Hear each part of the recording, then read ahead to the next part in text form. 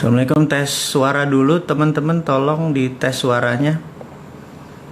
Tolong dikasih saya kode jempol kalau suaranya bagus. Tes 1, tes suaranya bagus. Kalau bagus sekali kasih 2, kalau bagus banget kasih 3.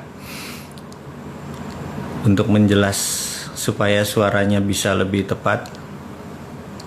Kita akan mulai sekitar 1 menit dari sekarang. Saya masih ngecek dulu suara. Teman-teman yang di rumah, yang di manapun di seluruh Indonesia, mohon kabarnya.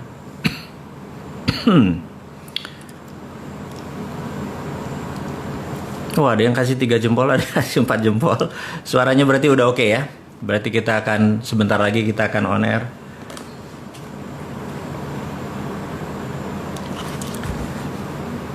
Oke, saya nyari bolpen dulu. Biasa penyakit ini, penyakit generasi kolonial. Apa-apa harus dicatat, apa-apa harus ada kertasnya. Dan ini penyakit lama dari saya. Saya selalu apa-apa bawa buku. Jadi di sini ada buku, ada bolpen gitu ya, untuk teman-teman untuk saya bisa mengupdate. Oke, baik, sahabat semua. Ini jam berapa? Baik. Oke, Assalamualaikum warahmatullahi wabarakatuh. Dimanapun sahabat Indonesia berada, salam NKRI garis lucu.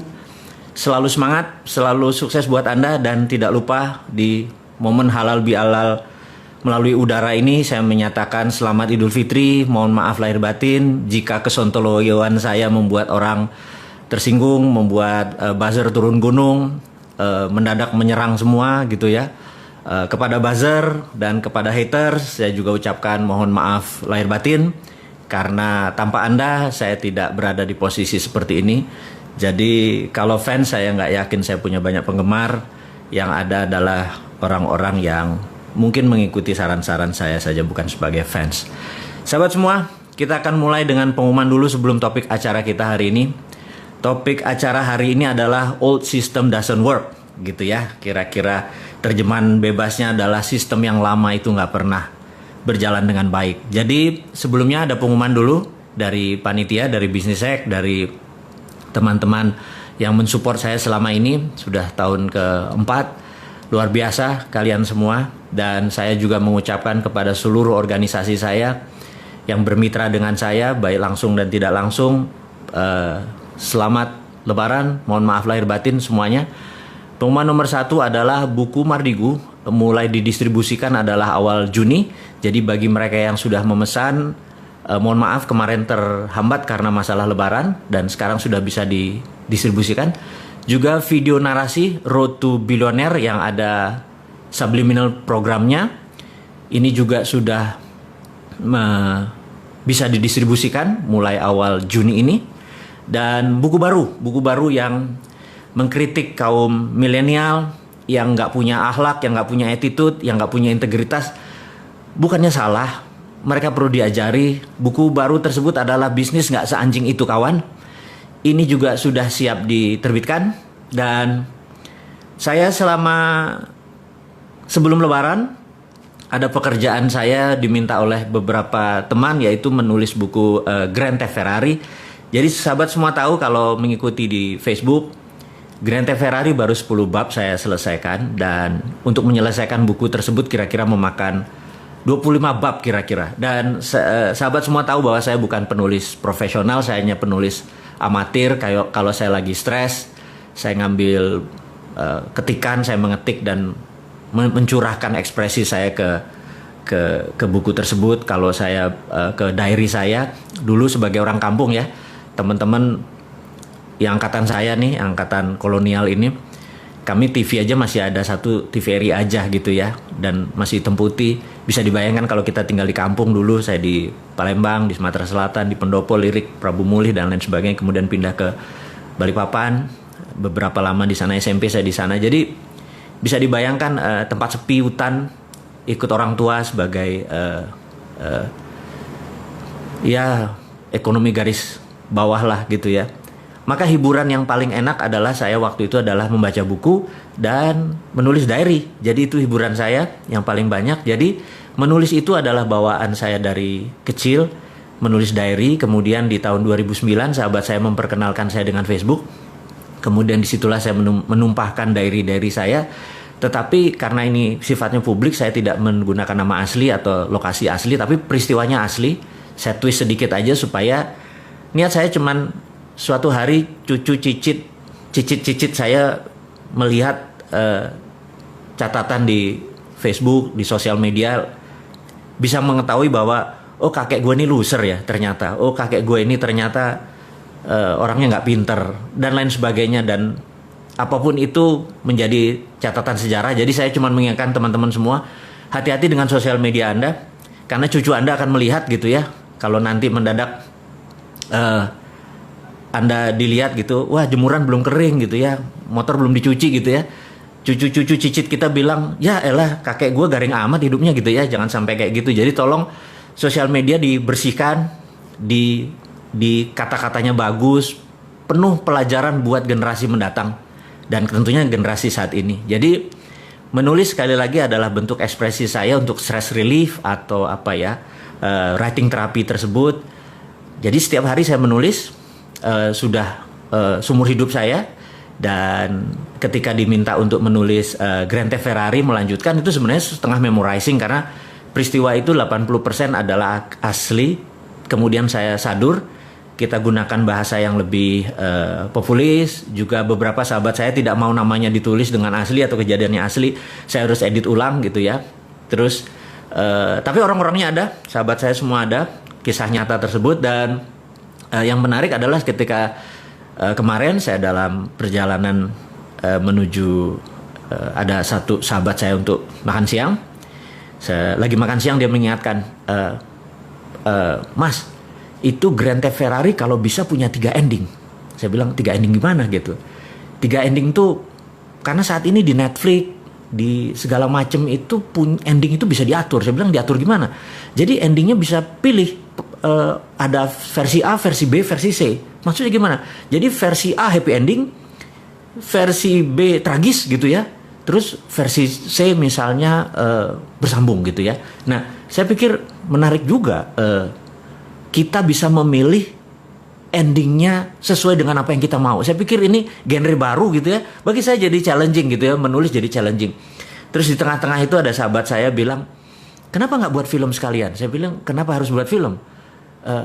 Kebetulan dia adalah produser dan sudah ada 18 film yang dia produserin, namanya L gitu ya, saya nggak sebut namanya. Gue biayain deh, saya bilang, ntar dulu. Ini genrenya Grand Theft Ferrari itu bukunya adalah romance, thrill, tegang dan romance gitu ya.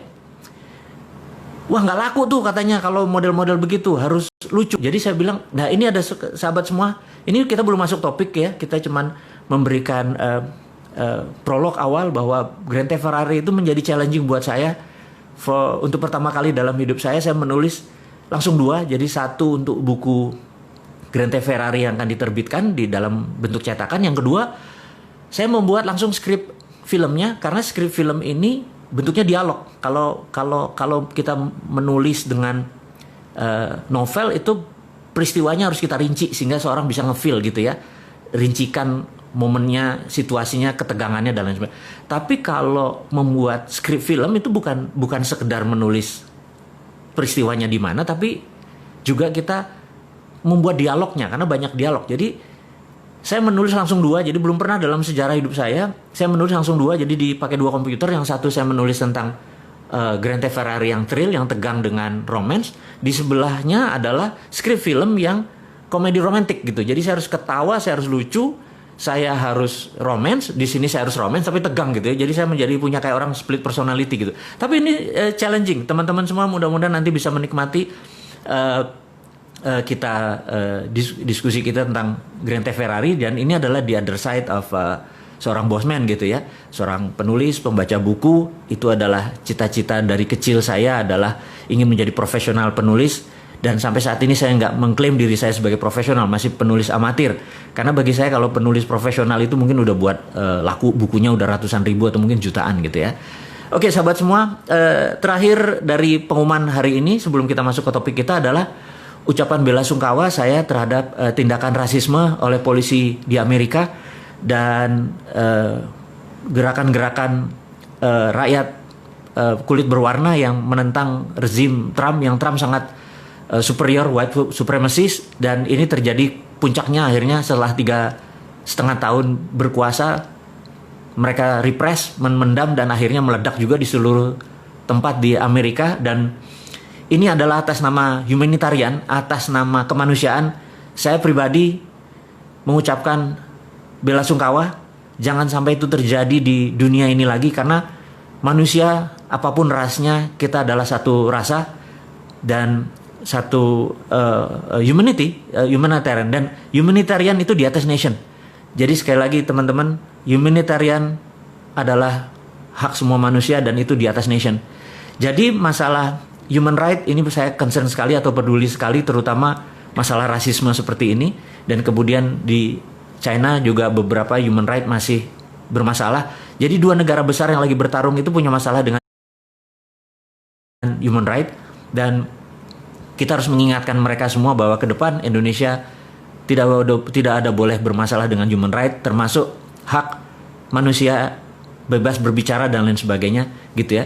Anda bisa lihat bahwa beberapa orang yang mengkritik saya, menghujat saya, hate saya juga, saya nggak ada masalah buat sama mereka. Saya tetap mencintai mereka. Mereka adalah putra bangsa yang terbaik. Mereka juga ingin memberikan terbaik. Mungkin karena nggak kenal aja dengan saya juga nggak pernah bermasalah dengan dia, dengan masalah dengan keluarganya, bisnis kita juga nggak pernah bertabrakan. Tapi kadang-kadang ya, mungkin karena dibayar dan harganya cocok dan mereka perlu makan, jadi buzzer, jadi menerima uang tersebut. Saya maafin aja semuanya karena mereka nggak tahu gitu ya. Tujuannya apakah Bosman ini, mereka takut sekali Bosman ini akan berpolitik gitu ya. Saya garansi, sahabat semua, saya nggak akan masuk ke dunia politik. Saya hanya seorang yang banyak baca buku, saya banyak berdiskusi. Sahabat saya yang memiliki kepakaran itu banyak, dan kita menggunakan bahasa populis di sosial media, di YouTube, hanya untuk mendidik sahabat semua agar nanti tahun 2024 nanti Anda memilih yang terbaik. Kalau perlu Andalah orang-orang tersebut yang menjadi terbaik. Nggak ada niat saya untuk menjadi fronting atau orang di depan, tetapi keilmuan saya akan berikan kepada Anda semua. Hati saya tulus. Anda bisa lihat bahwa saya nggak ada niatan apapun. Saya pebisnis as usual. Saya adalah orang yang orientasinya adalah make people happy. Cuman itu toh. Jadi kalau ada orang make me sad, jangan harap saya akan balas gitu ya. Jadi sahabat semua, saat ini memang banyak yang menyerang Bosman. Saya mengerti. Ada gerakan anti membangun kesadaran bernegara. Jadi saya dan beberapa dan sahabat semua yang mendengar, mengikuti, Anda adalah pahlawan membangun kesadaran berbangsa. Kita tahu 20 tahun terakhir kita lemah sekali berbangsa dan bernegara. Lemah, bukan salah. Tapi ke depan kita harus menjadi bangsa yang besar. Kita harus menjadi bangsa yang baru. Kita nggak boleh bergantung kepada bangsa lain selain bangsa kita sendiri. Jadi cintai membuka aib kita. Dipaksa itu juga aibnya dibuka gitu ya. Dan suatu hari mereka akan mengerti. Jadi karena saya atau kalian tidak membalas, saya ucapkan terima kasih. Saya tahu ada gerakan yang anti kita ini menjadi sukses. Anti ya. Jadi banyak sekali orang saat ini ingin Indonesia tidak berdaulat. Sahabat semua, saya tahu mereka takut UNCLOS. Bayangin ya, waktu kita menyatakan bahwa nanti kita akan bayar asuransi atau bayar pajak atau apapun namanya kepada kapal-kapal niaga atau kapal perang yang melewati perairan internasional yang ada di tengah-tengah Indonesia, yang dulu dikatakan perairan internasional, padahal kalau pakai zona eksekutif ZEE, zona eksekutif, saya lupa lah gitulah, itu terlalu provokasi nanti saya. Lalu ada UNCLOS. Saya bilang, Bapak Ibu, sahabat semua yang menyatakan ada UNCLOS yang lewat di Indonesia melalui peraturan internasional, maka saya katakan, sewaktu kita mengatakan printing money, kita itu melawan IMF. Kita dari pertama sudah mengatakan bahwa capek kerja sama IMF itu. Yuk kita berani berdaulat dengan printing money. Caranya saya ajari. Sabar ya, saya ajari. Pasti. Banyak kok tim-tim yang bisa mengajari tentang modern monetary theory. Dan ini semua tentang printing money. Jadi IMF aja kita lawan. Kenapa UNCLOS nggak kita lawan? Kita harus lawan bahwa kita mau berdaulat. Jadi bagi hasil, Jo. Gitu ya intinya ya. Kamu lewat kan kamu dapat untung. Bagi hasil. Tainya kamu buang di Indonesia. Minyaknya kamu buang di Indonesia. Kotor itu laut Indonesia. Nelayan kami jadi kehilangan laut, potensi lautnya. Gara-gara lu lewatin semua dengan ribuan tonase kotoran yang dibuang. Bayar asuransinya. Mosok dibilang kita nggak tahu UNCLOS? Saya tahu UNCLOS. Saya baca UNCLOS. 18 tahun di dunia bidang yang sama tersebut, tahu hal-hal seperti itu. Tapi demi bahasa populis, jadi kita tidak usah membuat kata-kata yang menjadi detail, menjadi terlalu sains. Anak-anak milenial, ya saya tahu Anda seumur saya lah yang orang-orang komplain itu. Anak-anak milenial nggak baca buku. Lebih baik kita ajarkan yang ringan-ringan aja gitu ya. Kemudian kita tahu saat ini takut sekali modern monetary dijalankan oleh kita. Takut sekali bahwa kita akan menggunakan sovereign wealth fund. Ya, sekedar mengingat sahabat semua, adik-adikku mungkin ya, Anda semua di bawah saya, umurnya saya ini kolonial. Saya menyatakan bahwa saya titipkan bangsa ini kepada Anda. Saya ajarin apa itu SWF. SWF adalah sovereign wealth fund. Tahun 70-an, Pak Ibnu Sutowo pernah menggunakan SWF ini. Dia dulu namanya kalau nggak salah Kuda Laut. Kuda Laut ini adalah BUMNK, Badan Usaha Milik Negara Khusus. Jadi anggap sekarang ini SKK Migas, Satuan Kerja Khusus Migas itu sebenarnya BUMNK, Badan Usaha Milik Negara Khusus. Jadi Kuda Laut adalah BUMNK di mana sebagian minyak di forward oleh Pak Ibnu Sutowo dan uang yang diterima di depan itu untuk membangun Krakatau Steel dan beberapa industri penting, karena sekali lagi tanpa industri Indonesia tidak menjadi negara berdaulat. Jadi karena waktu itu kita nggak punya uang, kita menggunakan strategi SWF. Jadi secara jurisprudensi, secara bahasa hukum, SWF itu pernah dilakukan dan SWF adalah pelaksanaan pengejawantahan pasal 33 dalam arti sebenarnya. Jadi kalau kita mengatakan ini adalah ekonomi Pancasila dengan mempraktekkan pasal 33, SWF itu match atau cocok. Jadi aset negara masih milik negara. Jadi contohnya gini, Freeport ya. Freeport itu ada di Grasberg misal wilayahnya misalnya. Itu 100% diambil negara saja. Kemudian Freeport ya kayak hotel operatornya saja. Dia mau operate. Asal throughput, asal keluar kita bayar gitu ya. Kemudian misalnya tambang minyak, tambang batu bara dan lain sebagainya semua milik negara. Kalau sekarang kan dia pakai swasta dan swasta jaminan tadi yang wilayah tadi dijaminkan ke bank atau dijaminkan ke lembaga keuangan, mereka uangnya dapat di mereka kan, kita dapat dari pajak. Jadi kalau ke depan kalau benar-benar ingin menerapkan SWF sovereign wealth fund sebagai strategi untuk membangun ekonomi, itu bisa membuat Indonesia berdaulat. Tapi sahabat semua, ada kelompok orang yang tidak ingin SWF itu dipakai. Indonesia bisa menjadi negara berdaulat gitu ya. Kemudian lagi, kita mempromosikan TINA. TINA adalah there is no alternative. Anda bayangin, there is no alternative itu adalah sebuah gerakan ekonomi. Pada saat kita lakukan, orang nggak punya alternatif lain kecuali melakukan itu. Contoh ya, kita tahu ada 5.600 triliun uang di bank saat ini. Jadi Anda yang taruh 1 miliar di bank, ada yang 1 triliun di bank, Anda dapat deposito bunganya misalnya 50 miliar setahun. 1 miliar itu uang 1 triliun tadi Anda dapat 50 miliar. Anda bayangin, kalau seandainya TINA diterapkan, there is no alternative, di mana bunga deposito adalah 0 gitu ya, apa yang terjadi? Anda yang biasanya punya 1 miliar setahun, 50 miliar setahun, karena uang Anda banyak sekali, saya nggak tahu dapatnya dari mana, mendadak Anda nggak dapat income. Apa yang Anda lakukan? There is no alternative. Nah, karena itu nggak ada alternatif lain, uang itu keluar. Setengahnya mungkin keluar dan langsung menjadi sektor-sektor real. Langsung menjadi bantu UKM, bantu tanah, langsung dia berusaha. Dan itu ekonomi muter dalam seketika. Jadi sahabat semua, itu adalah TINA. Dan ada satu hal lagi yang membuat saya sejak tahun 99 begitu IMF berdaulat, sekali lagi ya, saya ini bukan melawan IMF, saya hanya men-challenge IMF supaya kita bisa menjadi negara berdaulat. Salah satunya adalah sistem perbankan ini saat ini adalah asset based loan. Aduh, maaf ya saya sahabat semua kalau saya ngomong kecepatan saking semangatnya gitu ya. Kalau ketemu Anda semua tuh saya tuh rasanya alive gitu, karena hidup saya adalah untuk Anda semua gitu ya. Nah, ada namanya asset based loan. Asset based loan ini begini. Kalau Anda pinjam bank atau pinjam apapun, bank akan bertanya, ada jaminan nggak gitu ya. Itu namanya asset based loan.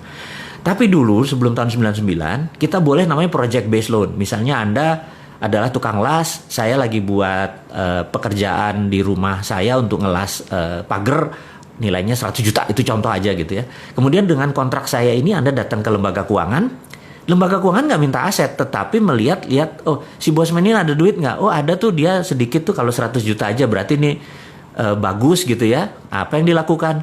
Dia membiayai berdasarkan kontrak. Jadi namanya project based loan. Nggak minta aset dia. Nah saat ini kalau Anda punya 3 geprek, misalnya ayam geprek, Anda mau buat tabang keempat, sementara 3 lokasinya Anda tempatnya sewa, tempat keempat juga sewa. Aset Anda nggak ada, tetapi kalau project based loan, revenue Anda, profit Anda itu bisa dibiayai. Nah, saya pengen perbankan itu mengubah hanya aset based loan. Nah, Anda tahu bahwa kita membangun santara.co.id. Santara itu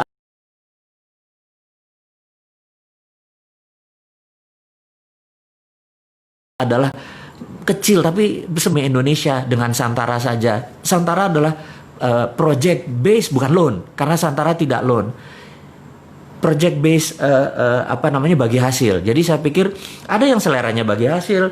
Nah, ada yang seleranya mungkin loan, itu selera Anda semua. Loan syariah, Anda aturlah itu semua. Tetapi kalau bisa project based loan, ekonominya maju. Jadi sekali lagi, begitu TINA diterapkan, there is no alternatif, dan boleh project based loan, ekonomi Indonesia akan tumbuh dengan cepat. Dan terakhir yang saya promosikan adalah, saya tahu orang nggak pengen lagi, sekali lagi, banyak orang nggak pengen ada kekuatan Indonesia yang ketika yang keempat yang kita usulkan ini, yang bosman usulkan, yang sahabat semua mungkin akan belajar, adalah tentang tiara. Tiara adalah there is other reasonable alternative. Jadi kalau TINA nggak dikerjakan, tiara aja. Tiara adalah de-dolarisasi. Kita nggak perlu dolar. De-dolarisasi. Sahabat semua di naran.id, Anda punya kolateral emas. Dan di mana rupiah kolateral emas itu, Anda bisa menabung. Tapi Anda kalau mau transaksi, Anda tinggal pindahin, mau pindah ke Dana, mau pindah ke OVO, mau pindah ke rekening Anda di bank lain, tapi ada fee-nya tentunya, atau pindah ke Dinaran Card, ada debit card, itu pindah, Anda transaksikan karena debit card pakai GPN, Anda bisa transaksikan dimanapun di seluruh Indonesia. Dan ini adalah solusi-solusi kecil daripada bosman ini sebagai provokator doang, ngomong doang, nggak ada konsep. Saya nggak mau dibilang kayak gitu. Saya pengen generasi muda itu mencontoh walk the talk. Jadi saya lupakan maksud saya akan membangun supaya teman-teman melihat dengan mata kepala, yuk kita bangun, kita ada Santara, kita ada Dinaran. Dinaran adalah bentuk tiara, dedolarisasi. Jadi sekali lagi teman-teman, Dinaran adalah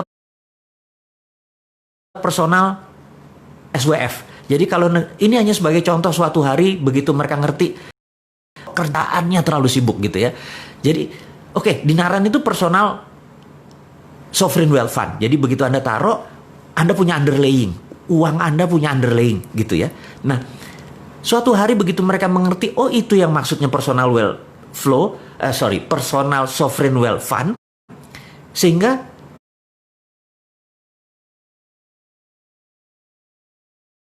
negara juga bisa dong punya sovereign wealth fund untuk printing money gitu ya.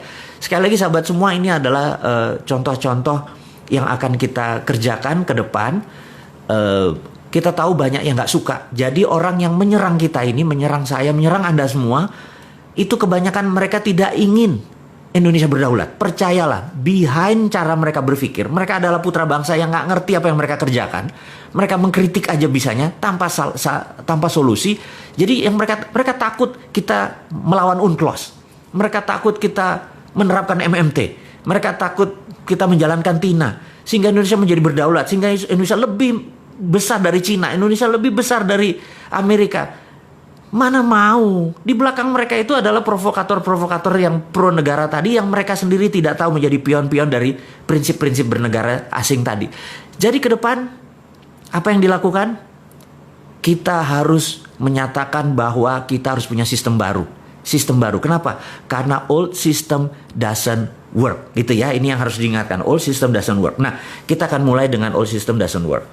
Suatu hari, ini dongeng ya, ngapunten ya, kita dongeng sedikit.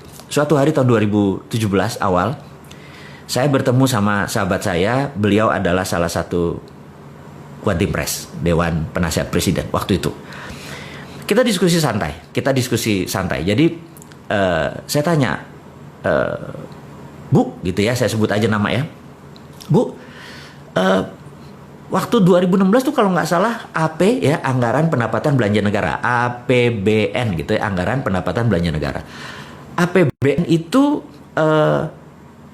pendapatannya turun, belanja negaranya naik. Jadi ada gap sekitar 300 triliun, bener nggak? Oh iya bener Mas, pinjaman gitu. Oke. Terus 2000 kayaknya naik, Bu, pendapatannya makin turun dan apa namanya belanja, apa solusinya gitu. Wah ini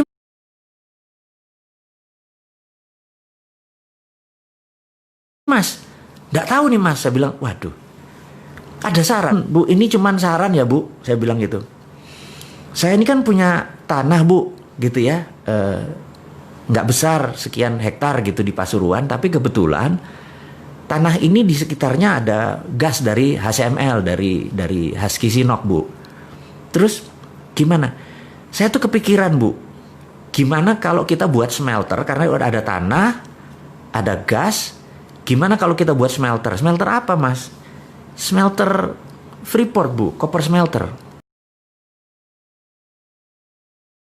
Loh, kan sekarang Freeport kirim ke, oke, tolong terbitin yang namanya DMO. DMO adalah singkatan dari Domestic Market Obligation. Jadi kalau kamu dapat DMO gini, saya bilang, kalau saya dapat DMO, maka Domestic Market Obligation itu terjemahannya adalah gini, Freeport tidak boleh mengekspor koper konsentratnya sampai kebutuhan domestik terpenuhi, gitu ya. Itu peraturan WTO, jadi Domestic Market Obligation. Jadi begitu kita membangun koper smelter tadi, kemudian pegang DMO, maka Freeport harus mengisi dulu ini, baru dia ekspor. Nah, saya ini kan termasuk orang yang nggak setuju diekspornya bahan mentah koper doang, padahal di dalam koper konsentrat tadi itu kan ada gold, ada platinum, ada uranium dan lain sebagainya, gitu ya. Ini.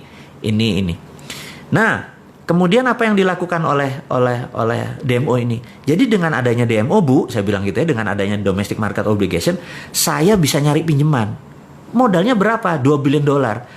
Mas punya 2 billion? Punya Bu. Wah ini kan agak gila. Punya 2 billion gimana caranya gitu? Gini Bu, dengan DMO, saya minta 1 juta koper konsentratnya Freeport tidak dikirim tapi masuk ke pabrik kita akan bangun dengan sekitar 30 triliun. Investasinya sekitar 2,2 billion US dollar waktu itu. Duitmu dari mana? Gini Bu, nanti kan kita akan menghasilkan 100 ton emas per tahun. Dikalikan 20 tahun kan 2 ton. Nah Bank Indonesia ambil yang 2 ton tadi sebagai jaminannya. Lalu Bank Indonesia terbitin bond Bu. Bond. Jadi Bank Indonesia nggak usah keluarin duit. Terbitin aja bond. Selama 20 tahun ke depan nilainya 6 billion dolar. Nah dengan bond 6 billion dolar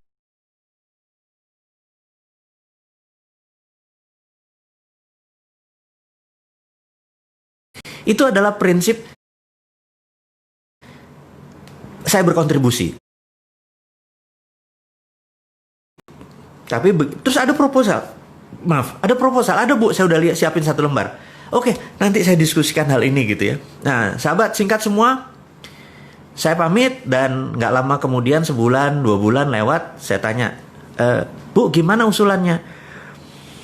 Nggak bisa karena keluar PP nomor 1 tahun 2017 tentang IUPK ya udah saya paham saya bilang lanjut deh, saya bilang gitu, nggak apa-apa karena itu pilihan bernegara, jadi sekali lagi sistemnya berbeda. Jadi saya cuman mengingatkan bahwa kita pernah mengusulkan bahwa menggunakan kekuatan Freeport, jadi jangan diambil Freeportnya tapi diambil kemanfaatan produknya yaitu gold.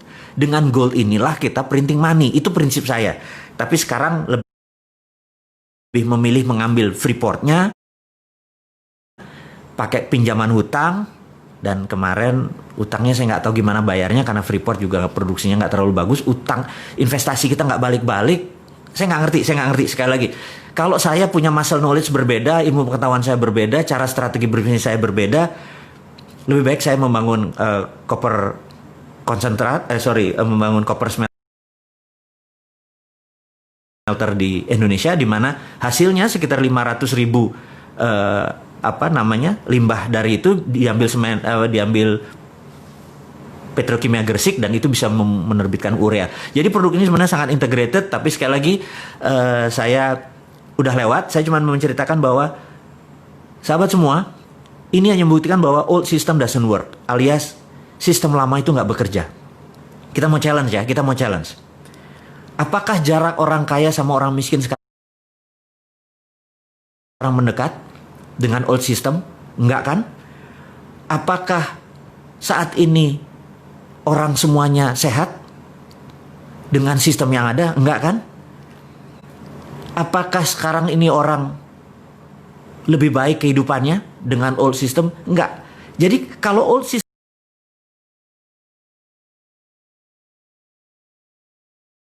doesn't work, kenapa kita masih mempertahankan? Itu challenge-nya. Nah, apa yang harus kita lakukan?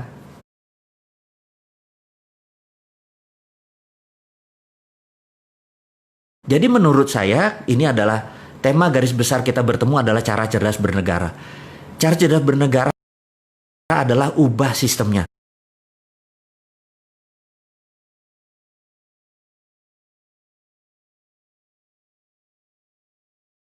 Bukan anak milenial. Anak milenial itu, dan kita juga prinsip-prinsip kita bahwa kita akan menjalankan TINA, kita akan menjalankan printing money, kita akan menggunakan potensi geopolitik dan geostrategi negara kita.